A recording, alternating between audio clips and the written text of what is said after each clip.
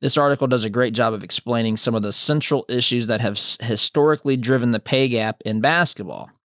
To me, she writes, Clark's staggeringly low salary serves as an important reminder that a gender pay gap remains a central issue across industries. Folks, we're going to shatter that. This is absolute. I've told you, I've agreed with much of what she's written up until this point, maybe even all of it.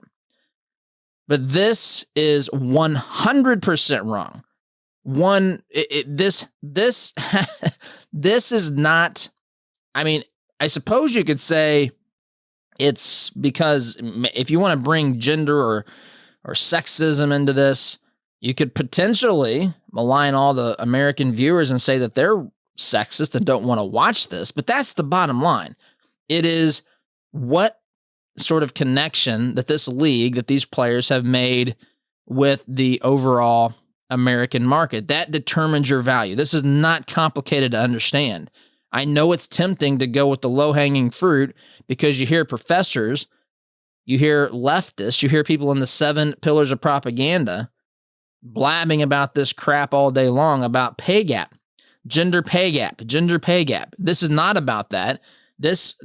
What we're going to talk about today will completely 100% absolutely eradicate that as being even the remotest of remote possibilities. So anyway, she continues here.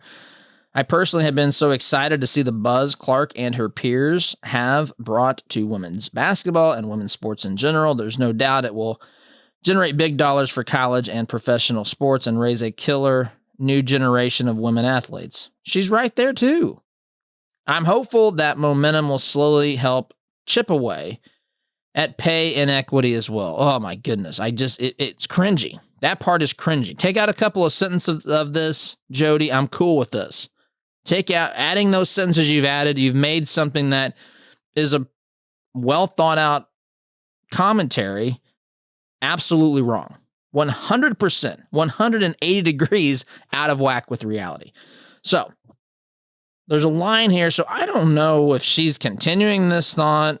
Maybe she added to her post. That's what, as I'm looking at this now, I didn't catch this before, but I think she is added to this based upon some of the comments. So this is what she says in continuation here. And to some of the common objections I've seen floating around on the internet, but the NBA brings, this is all caps like a Trump tweet or a Trump post on Truth Social, but the NBA brings in more revenue than the WNBA. That's the objection. Then her response is this: 40% of all NBA league revenue goes to player salaries, while the WNBA puts roughly 10% of all league revenue towards its players' salaries.